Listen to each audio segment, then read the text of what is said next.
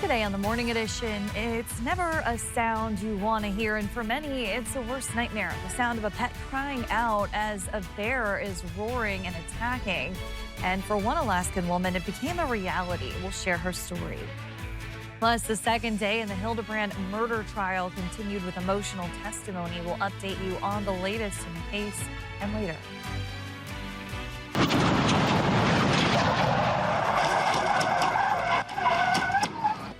Meet the Grappler, a relatively new tool in the Alaska State Troopers' arsenal designed to end high-speed chases and bring cars to a stop without harming anyone.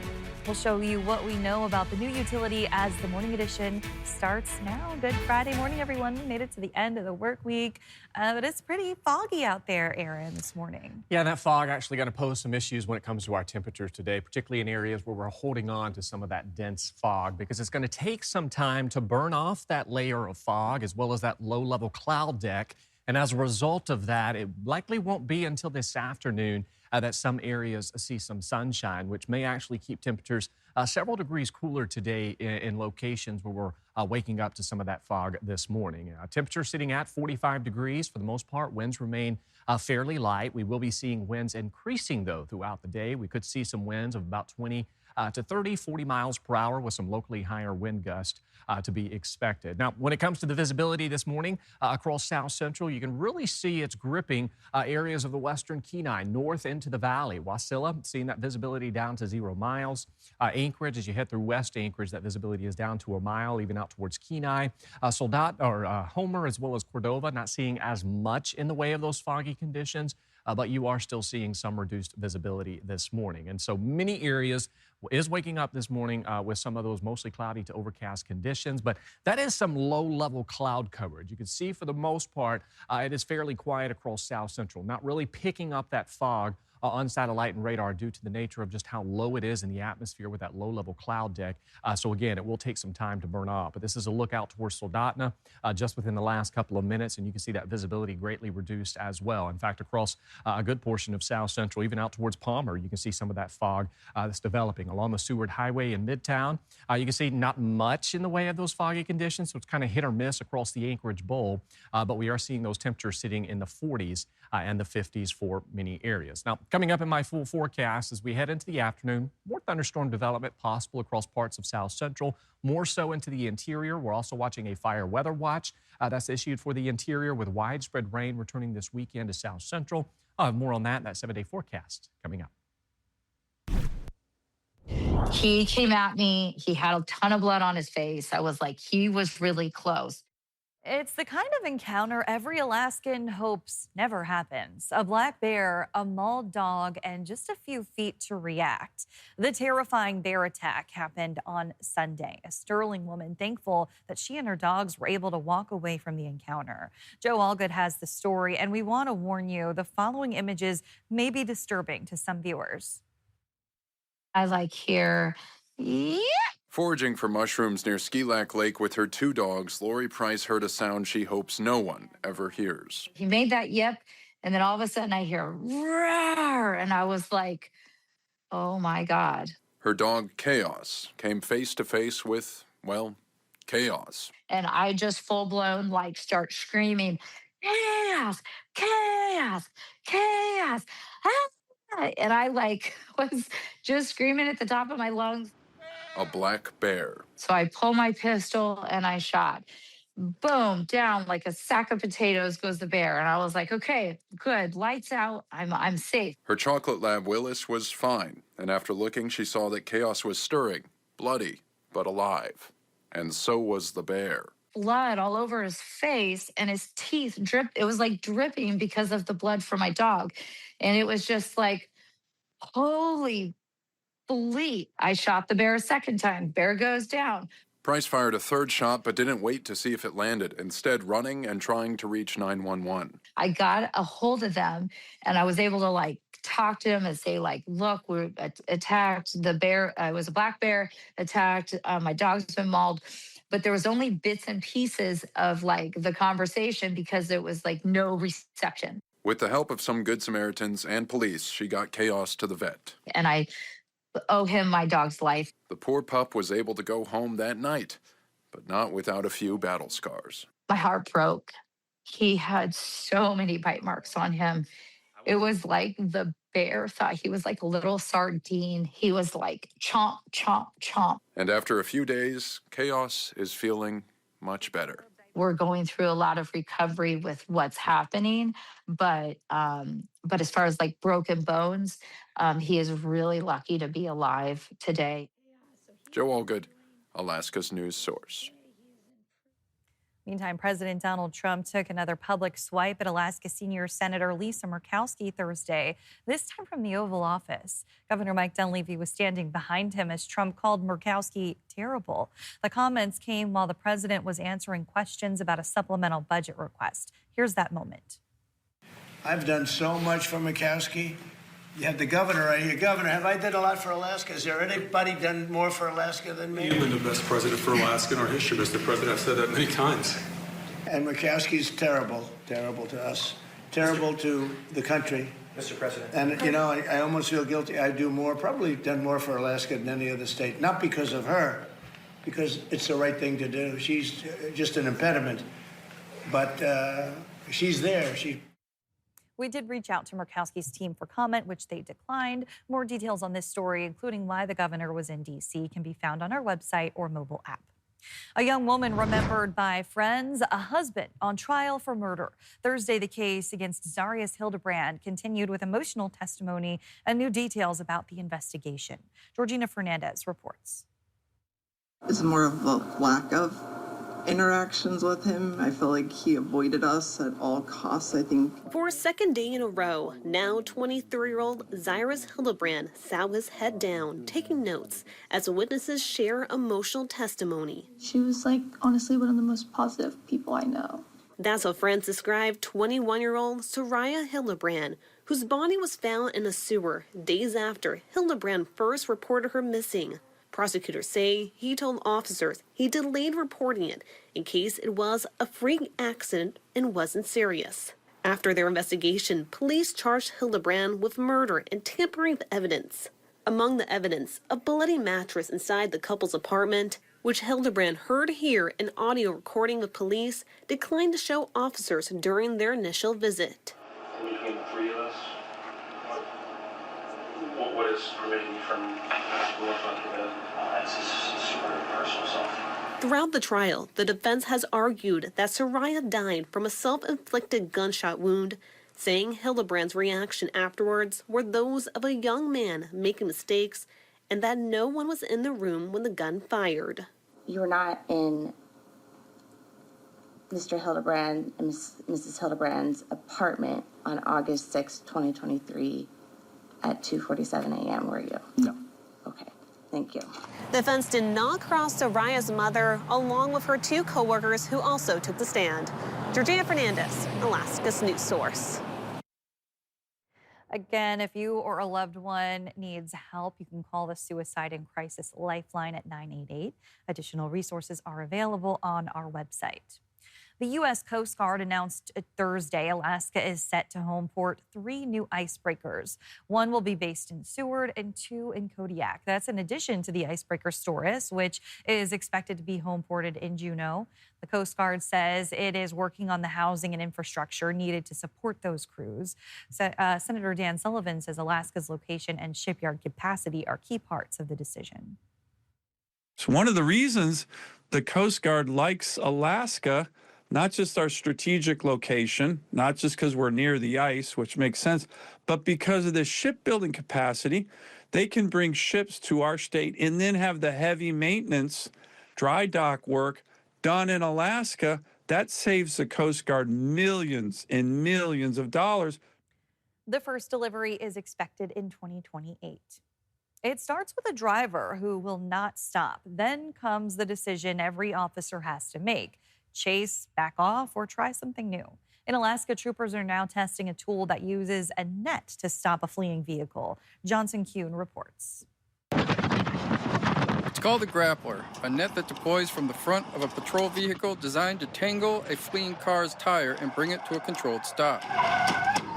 Troopers began researching the technology in January 2025 and started putting grappler-equipped vehicles into service in August. Right now, it's a pilot program with 4 vehicles split between Fairbanks and the Mat-Su. What we want to do is avoid extended high-speed pursuits where the driver now is creating a substantial risk of harm to other people because they're going to start driving recklessly down the road. They could be driving on the opposite side of the road. They could be running traffic lights, running stop signs. Troopers have deployed the grappler 3 times so far, with 2 successful stops and 1 miss, as they collect Alaska-specific data, including how it performs in different road and weather conditions. But they stress it's not for every situation. We don't deploy the grappler on the motorcycle. We don't deploy on ATVs, side-by-sides. We would choose not to deploy it because there are too many vehicles around. And if there are pedestrians around, we're going to choose not to deploy it, right? This story follows recent national reporting by Gray's Investigative TV, which found the grappler, invented by Leonard Stock, who has no law enforcement background, first started catching on with police agencies in 2018. The national investigation reports the tool has now expanded to about 120 departments in 31 states, but there's no single public database tracking every deployment. Johnson Kuhn, Alaska's news source. Troopers say they will review the pilot program before deciding whether to expand it. Anchorage police confirmed they also use the grappler. We're still working to learn where else it's being used in Alaska. A legal fight over a Fairbanks charter school is now raising questions about district funding.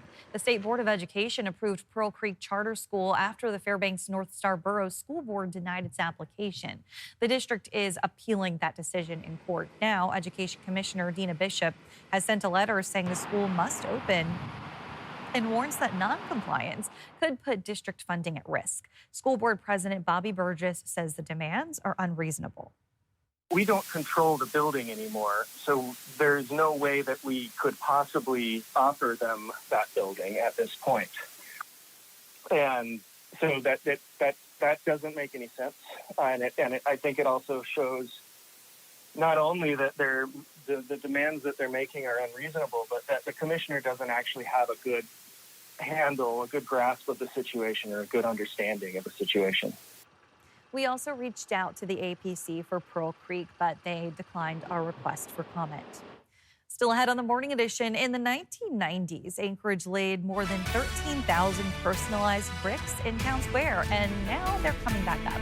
We'll share why and how you can reclaim your own brick.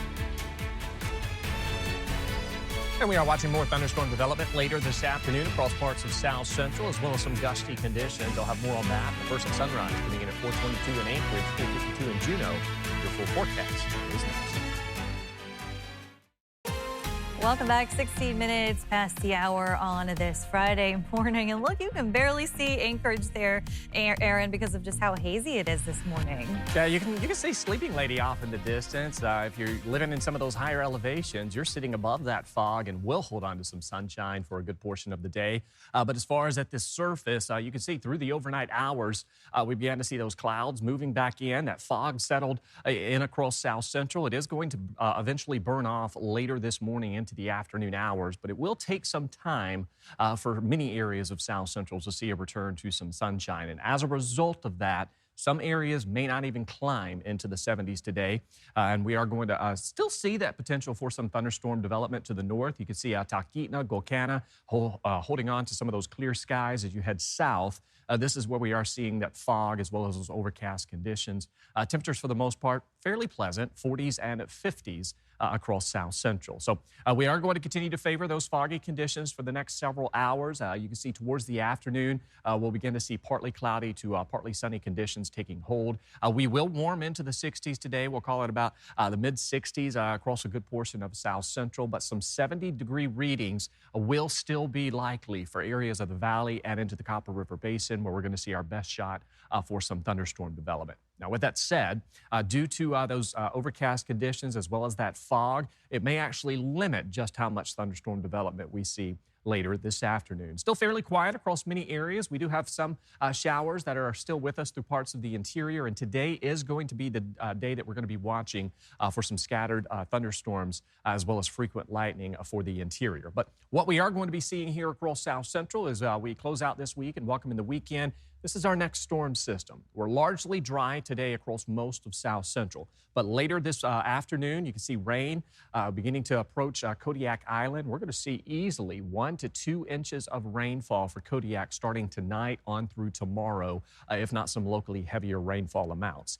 Now, coastal areas of South Central, you'll tap into that rain overnight on into tomorrow.